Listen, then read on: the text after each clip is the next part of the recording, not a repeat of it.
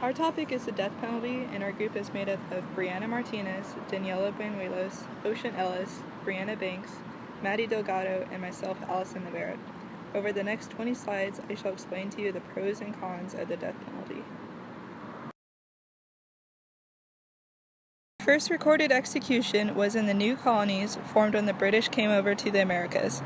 Captain George Kendall in 1608 was executed by a firing squad for espionage. Thus began America's long history of the death penalty.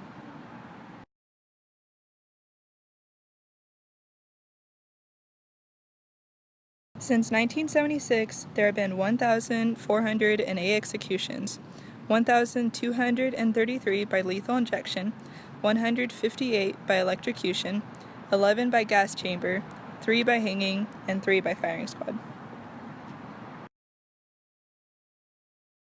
There are only 32 states that have the death penalty, in which there are 3,019 death row inmates.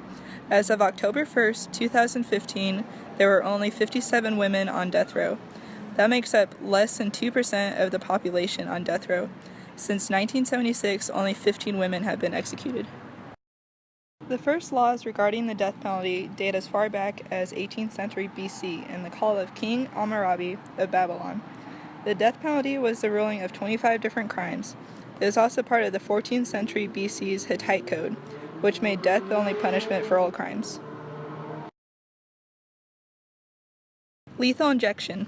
It's a series of 3 substances that are administered through an IV, which then kills the inmate. The first is an anesthetic intended to put the inmate to sleep. The second paralyzes their entire muscular system, which stops their breathing. Finally, potassium chloride is used to stop the inmate's heart. The electric chair. It was first used in 1924 in the Philippines. The modern-day electric chair has a current of 2,000 volts. The prisoner would be strapped down to a wooden chair with an electric conduit strapped to their head and left ankle. They will then receive 2 jolts lasting anywhere from 30 seconds to a minute each. Gas chamber. It was first used in the U.S. in 1924. Prisoners are strapped to a chair in a sealed room. A mixture of hydrogen cyanide and carbon dioxide are then released into the room. This is one of the most grisly methods of execution due to the fact that it can take upwards of 5 minutes to kill the inmate. Hanging. The last execution by hanging was in 1996. The prisoner is secured above a trapdoor with a noose around his or her neck. The trapdoor is then released, dropping the prisoner. The tension caused by the rope snaps the prisoner's neck. Unfortunately, in some cases, the rope may be too short and cause the prisoner to die slowly from strangulation. Firing squad.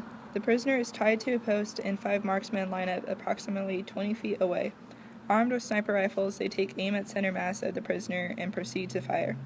To provide the marksman with some sort of comfort, one of the guns is loaded with a blank, so it is unsure as to who killed the prisoner. As said by Justice William Brennan, it is tempting to pretend that minorities on death row share a fate in no way connected to our own, that our treatment of them sounds no echoes beyond the chambers in which they die. Such an illusion is ultimately corrosive, for the reverberations of injustice are not so easily confirmed. A comprehensive study of the death penalty in North Carolina found that the odds of receiving a death sentence rose by 3.5 times among those defendants whose victims were white, versus those whose victims were of color, such as African Americans, Hispanics, and Asians. There is a disproportionate share of the death row population compared to the state population. 42% of the population on death row is black, while the overall population of black people in the U.S. is 13.6%. In Oklahoma and Missouri, black Americans are overrepresented on death row by nearly a factor of 4. Roughly 40% of death row inmates are African American, even though only 15% of crimes punishable by death are committed by African Americans. Meanwhile, 76% of crimes are committed by whites, and they make up about 50% of the population on death row.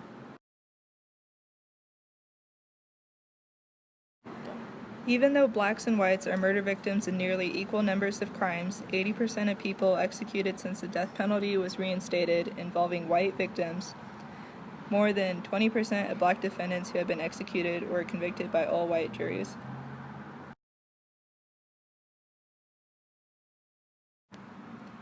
The moral question surrounding the death penalty is whether those convicted of a violent crime should deserve to die. If the criminal justice system treats the rich and guilty better than the poor and innocent, then the system is corrupt. We cannot justify the killings.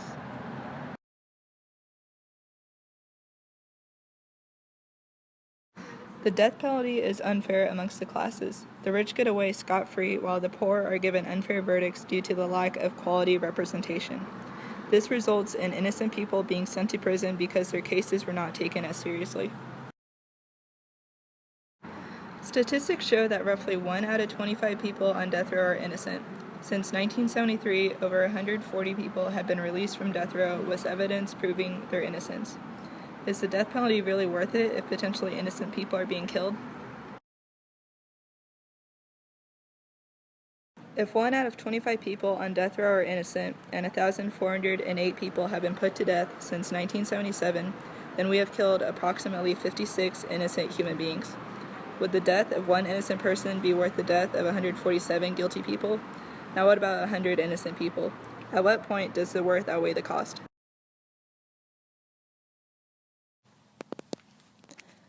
The death penalty is hypocritical. If killing a person is wrong, then why are we sentencing murderers to death? Why should the punishment be the same as the crime? Mahatma Gandhi once said, "An eye for an eye only ends up making the whole world blind."